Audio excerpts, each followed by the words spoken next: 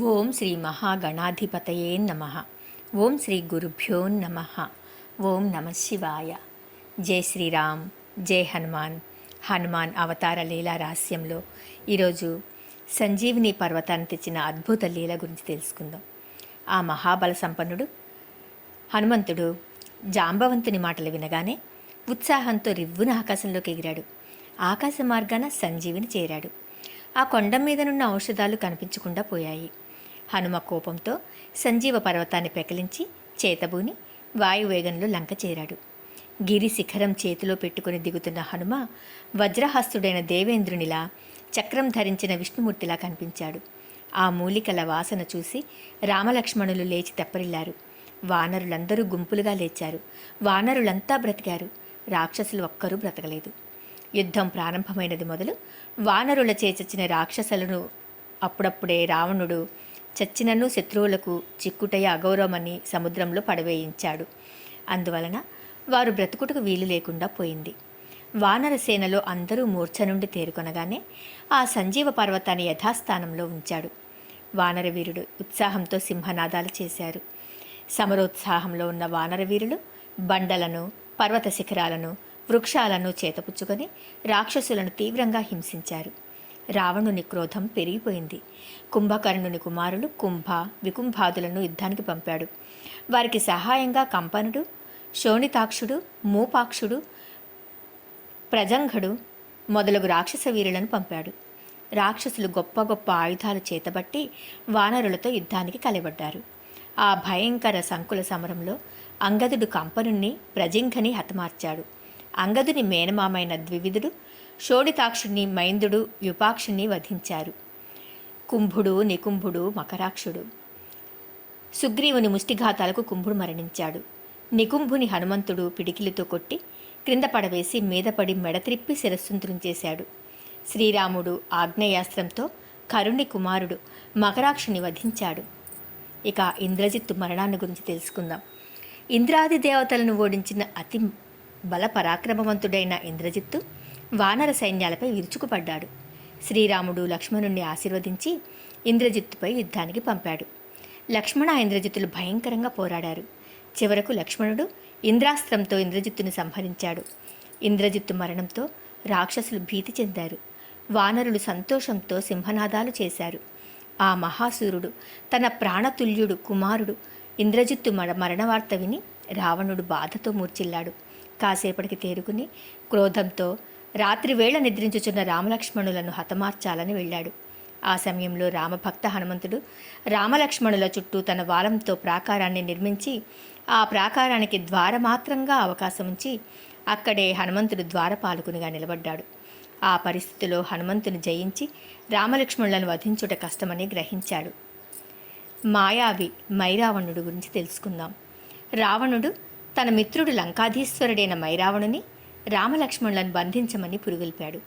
అప్పుడు మాయావి మైరావణుడు విభీషణుని రూపం దాల్చి హనుమంతుని మోసగించి ప్రాకారం దాటి లోనికి వెళ్ళి రామలక్ష్మణులను మాయామోహితులను చేసి పాతాళలోకానికి గొనిపోయి బంధించాడు. విభీషణుని వలన ఈ రహస్యం తెలుసుకుని మారుతి సూక్ష్మరూపం దాల్చి పాతాళలోకంలో ప్రవేశించాడు. బ్రహ్మచారి హనుమంతునకు పుత్రుడు జన్మించిన రహస్యం.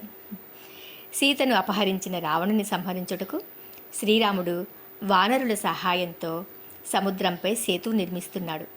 అప్పుడు ఆ మహావీర్యవంతుడు హనుమంతుడు కూడా పెద్ద పెద్ద పర్వతాలను కూడా తీసుకువచ్చి సముద్రంలో పడవేస్తున్నాడు. ఆ సమయంలో మారుతి చెమట బిందువులు సముద్రంలో పడ్డాయి. ఆ సముద్ర ప్రదేశంలో మతంగ మహాముని శాపం వలన మత్స్యకన్యగా మారిన గంధర్వకన్య ఆ చెమట బిందువులను మృంగింది. అందువలన గర్భం దాల్చింది. ఒక శుభముహూర్తాన దీర్ఘదేహి అనే ఆ మత్స్యాంగన హనుమంతునితో సమాన బలపరాక్రమములు కలిగిన మత్స్యవల్లభుడు అనే పేరుగల కుమారుని కన్నది.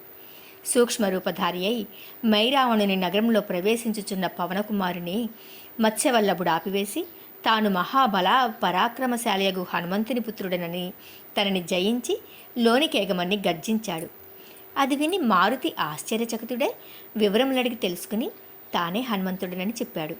అయినా సేనాధర్మముననుసరించి లోనికేగుటకు వీలు లేదని తండ్రితో భీకరంగా పోరు సల్పాడు. చివరకు ఆంజనేయుడు మత్స్యవల్లభుని తన వాలంతో బంధించి వాని వలన రామలక్ష్మణుల వృత్తాంతం తెలుసుకున్నాడు. మైరావణుడు బంధించిన రామలక్ష్మణులను అలంకరింపచేసి పాతాళంలోని దేవి ఆలయంలో దేవికి బలి ఇచ్చుటకు సన్నాహాలు చేస్తున్నాడు. బందీలయ్యున్న ఆ సోదరులు సంజీవ పర్వతము తెచ్చి లక్ష్మణుని బ్రతికించిన ఆంజనేయుని స్మరిస్తున్నారు. ఇంతలో నా పాతాళ లంకాపురం దద్దరిల్లునట్లు ఆ మహావీరుడు వాయునందనుడు గర్జించి రామలక్ష్మణులను భుజములపై నిడుకొని రాక్షసులను తన వాలంతో బంధించి వధించాడు. అప్పుడు మైరావణుడు కోపించి హనుమంతుని ఎదుర్కొన్నాడు. రుద్రావతారుడైన హనుమంతుడు విజృంభించి మైరావణుని హతమార్చాడు. శ్రీరాముని ఆజ్ఞతో హనుమంతుడు తన పుత్రుడు మత్స్యవల్లభుని పాతాళరాజుగా పట్టాభిషిక్తుని చేసి రామలక్ష్మణులను తన భుజములపై నిడుకుని విజయోత్సాహంతో లంక చేరాడు. విచారమగ్నమైన వానర సైన్యము రామలక్ష్మణులను చూచి ఉత్సాహంతో సింహనాదాలు చేశారు. ఆ జయధ్వనులు విన్న రావణుడు కృంగిపోయాడు. ఇక రావణ సంహారం. రావణుని శోకం క్రోధంగా మారింది. రథం మీద గ్రీష్మ భానునిలా ప్రకాశిస్తూ రణరంగంలో ప్రవేశించాడు. ఆ మహాబల పరాక్రమవంతులు రామలక్ష్మణులు ఇద్దరూ భీకరంగా యుద్ధం చేస్తున్నారు. ఆ భయంకర పోరాటానికి భూమి కంపించింది. రావణ యుద్ధం 7 రోజులు ఘోరంగా సాగింది. చివరకు శ్రీరాముడు బ్రహ్మాస్త్రాన్ని ప్రయోగించాడు. ఆ బాణము రావణుని ప్రాణాలు హరించింది. వానరులందరూ విజయోత్సాహంతో గంతులు వేశారు. రావణ సంహారంలో ఆంజనేయుడు నర్చిన వీర పౌరుష సాహస కృత్యాలు ఎంతో గణనీయమైనవి. మంగళవారము హనుమ సీతా సందర్శనం. ఆంజనేయ, ఇప్పుడు లంకలో ప్రవేశించి సీతాదేవికి రావణవధ వార్తను వినిపింపమని శ్రీరాముడు ఆజ్ఞాపించాడు. హనుమంతుడు ఆ వార్తను మహదానందంతో జానకీదేవికి ఎరుకపరిచాడు. ఆ సీతామాత ఆంజనేయుని నోటి వెంట ఆ సంతోష వార్తను విని ఎంతో ఆనందించి, వీరాధివీరా హనుమ, సమస్త సద్గుణములు నీ యందు నివాసమునొచ్చుగాక, సౌమిత్రి సహితుడై కోశలాధిపతి నీ యందు ఎల్లప్పుడూ ప్రేమతో నుండుగాక అని ఆశీర్వదించింది. ఆనాడు మంగళవారం ఒకటచే తానానాడు విజయ సందేశమును వినియుండుటచే ఆ వారమును జయవారమని పేరుంచి ఆ సందేశమును తనకు వినిపించిన ఆంజనేయుని ఆ వారము పూజించి సింధూర తిలకం ధరించి తీర్థ ప్రసాదములు స్వీకరించిన వారికి సర్వకార్యాలు సిద్ధించునని సీతామాత వరమసంగింది. తన హృదయంలో సీతారాములను చూపిన లీల. శ్రీరామ పట్టాభిషేక సమయంలో శ్రీరామచంద్ర ప్రభువుల వారు స్వయంగా సుగ్రీవు, అంగద, నీలగవయ, విభీషణాదులకు బహుమతులిచ్చి ఘనంగా సత్కరించాడు. అప్పుడొక దివ్యమైన అతి విలువైన మణిహారాన్ని సీతాదేవికిచ్చి నీకిష్టమైన వారికి బహుకరించుకోమన్నాడు. ఆ సభలోని ప్రతి ఒక్కరూ ఆ దివ్యహారాన్ని సీతామాత ఎవరికి ఇస్తుందో అని ఆదుర్దాగా చూస్తున్నారు. హనుమ మాత్రం హారం విషయాన్ని పట్టించుకోకుండా రామనామ జపం చేసుకుంటున్నాడు. ఆ హారాన్ని సీతామాత మారుతి మెడలో అలంకరించింది. అమ్మ ఎన్నికకు అందరూ అభినందించారు. ఆ రామభక్త హనుమంతుడు ఆ హారంలోని మణులను ఒక్కొక్కటి బ్రద్దలు కొట్టి పరిశీలిస్తున్నాడు. అది చూసి విభీషణుడు ఆశ్చర్యంతో, హనుమ, నీ జాతి లక్షణం పోనిచ్చుకున్నావు కాదు కదా, మణి విలువ నీకేం తెలుస్తుందని ఎత్తిపొడిచాడు. అవును, సురాపాన మత్తులకు రాళ్ళు కూడా విలువైనవిగానే కనిపిస్తాయి అన్నాడు హనుమ. నిజమే, నేను రాక్షసుడను. నీవు సురాపానం చేయకుండానే మత్తెక్కి విలువైన మణులను బద్దలు కొడుతున్నావని మందలించాడు. అవును, నేను రామనామామృత పానంతో మత్తెక్కి ఉన్నాను. అమ్మ దివ్యమైన కంఠహారం నాకిచ్చింది. ఈ అపురూప మణులలో రామప్రభువు కోసం బ్రద్దలు కొట్టి చూస్తున్నానన్నాడు. అయితే నీ దేహంలో శ్రీరాముని రూపం చూపించగలవా అని సవాలు చేశాడు విభీషణుడు. ఆ రామభక్త హనుమంతుడు విభీషణుని పలుకులు విని, నా హృదయంలో రామప్రభువు కనిపించకపోతే దేహాన్ని చాలిస్తానని హనుమ తన గోళ్లతో గుండె చీల్చాడు. హనుమ హృదయంలో సీతారాముల రూపాలు కనిపించాయి. అతని రోమముల నుండి రామనామం వినిపించింది. విభీషణాదులు ఎంతో ఆశ్చర్యపడ్డాడు. శ్రీరామచంద్రుడు హనుమని ఆదరంతో కౌగిలించుకున్నాడు.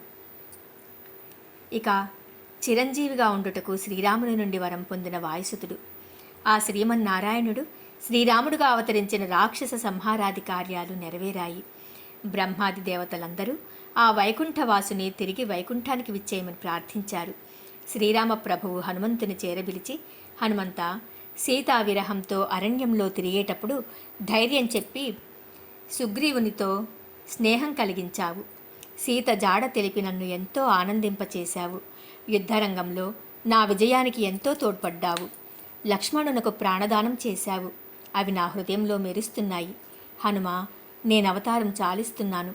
ఈ లోకంలో నా కథ ఉన్నంత వరకు నీ జీవితం, నీ కీర్తి స్థిరంగా ఉంటాయి. నా కథాగానం, నా నామ సంకీర్తనం జరిగే చోట నీవు సిద్ధంగా ఉండి నా సన్నిధిలో ఉన్నట్టు తృప్తి పొందు. భక్తి రక్షణ నీ కర్తవ్యం. యుగ యుగాలలో నేను అవతరించినప్పుడు నీకు దర్శనమిస్తూ ఉంటాను. నీవు తలుచుకున్నప్పుడు నేను సాక్షాత్కరిస్తాను. నీవు ఈ లోకంలో చిరంజీవిగా ఉండు అని వరమిస్తాడు. చిరంజీవి హనుమంతుని నివాసం. శ్రీరామ ప్రభువు హనుమంతుని స్థిర నివాసమునకు మేరు పర్వతమునకు నైరుతివాలుగానున్న గంధమాదన పర్వతముపై హనుమత్పురమై ఇచ్చాడు. ఆ పర్వత రాజముపై సువర్చలకు తాతగారైన విశ్వకర్మ హనుమ నివాసం కోసం విశాలమైన సువర్ణశాలను నిర్మించాడు. ఆ పర్వతరాజం నానాజాతి ఫల వృక్షాలతోనూ వివిధ పుష్పరాశులతోనూ నారికేళ కదళి పనస ఖర్జూరాది వృక్షాలతోనూ వివిధ రకాల పక్షుల కలకలారావాలతోనూ మునుల పర్ణశాలలు గంధర్వ క్రీడాగృహాలతోనూ చూడముచ్చటగా కన్నుల పండుగగా ఉంటుంది. ఆ పర్వత శ్రేష్టం మీద సువర్చలా సమేతులైన ఆంజనేయ స్వామివారు నివసిస్తూ అందలి కదళీ వనాల యందు విహరిస్తూ క్రీడిస్తూ భక్తి రక్షణ చేస్తుంటాడు. జై శ్రీరామ్, జై హనుమాన్. ఇంకా మరికొన్ని విశేషాలు రేపటి రోజున తెలుసుకుందాము. జై హనుమాన్.